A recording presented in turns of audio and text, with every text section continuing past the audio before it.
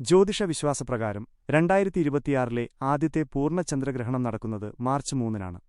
ചിങ്ങം രാശിയിലാണ്, പ്രത്യേകിച്ച് പൂരം നക്ഷത്രത്തിൽ ഈ ഗ്രഹണം സംഭവിക്കുന്നത്. ഇത് പ്രധാനമായും 3 രാശിക്കാർക്കും അതിൽ ഉൾപ്പെടുന്ന നക്ഷത്രക്കാർക്കും രാജയോഗസമാനമായ ഭാഗ്യവും അനുകൂല മാറ്റങ്ങളും കൊണ്ടുവരുമെന്നാണ് കണക്കാക്കപ്പെടുന്നത്. ഈ ചന്ദ്രഗ്രഹണത്തിൽ ഏറ്റവും കൂടുതൽ ഭാഗ്യം ലഭിക്കാൻ പോകുന്ന രാശികളും നാളുകളും താഴെ പറയുന്നവയാണ്. 1. മേടം രാശി. അശ്വതി, ഭരണി, കാർത്തിക 1/4 ഭാഗം. ഫലങ്ങൾ.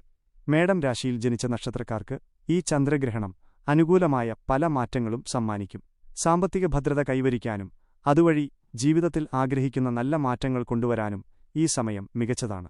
പുതിയ സംരംഭങ്ങളോ പദ്ധതികളോ തുടങ്ങുന്നവർക്ക് അതിൽ വലിയ വിജയം നേടാൻ സാധിക്കും. 2. ചിങ്ങം രാശി. മകം, പൂരം, ഉത്രം 1/4 ഭാഗം. ഫലങ്ങൾ. ഗ്രഹണം ചിങ്ങം രാശിയിൽ തന്നെ സംഭവിക്കുന്നതിനാൽ ഈ നാളുകാർക്ക് ഇത് വലിയ മാറ്റങ്ങളുടെ സമയമായിരിക്കും. ദാമ്പത്യ ജീവിതത്തിലും പ്രണയബന്ധങ്ങളിലും കൂടുതൽ സന്തോഷവും സമാധാനവും ഉണ്ടാകും.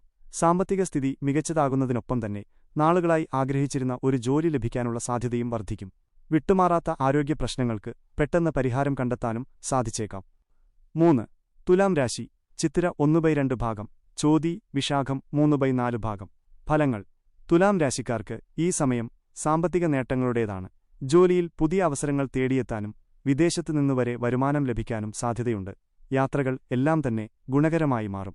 ഭാവിയിലേക്കുള്ള സമ്പാദ്യം വർദ്ധിപ്പിക്കുന്നതിനും സാമ്പത്തിക സുരക്ഷിതത്വം ഉറപ്പുവരുത്തുന്നതിനും ഈ ഗ്രഹണകാലം സഹായിക്കും. ശ്രദ്ധിക്കുക, ജ്യോതിഷപരമായ വിശ്വാസങ്ങളെ അടിസ്ഥാനമാക്കിയുള്ള പൊതുവായ ഫലങ്ങളാണിവ. ഓരോ വ്യക്തിയുടെയും ജനനസമയവും ഗ്രഹനിലയും അനുസരിച്ച് ഇതിൽ ഏറ്റക്കുറച്ചിലുകൾ ഉണ്ടായേക്കാം.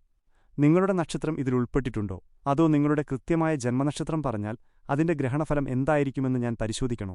ഈ വീഡിയോ നിങ്ങൾക്ക് ഇഷ്ടപ്പെട്ടെങ്കിൽ ലൈക്ക് ചെയ്യാനും ഷെയർ ചെയ്യാനും മറക്കരുത്. നിങ്ങളുടെ അഭിപ്രായങ്ങൾ താഴെ കമന്റ് ചെയ്യുക. പുതിയ വീഡിയോകൾക്കായി ചാനൽ സബ്സ്ക്രൈബ് ചെയ്യുക.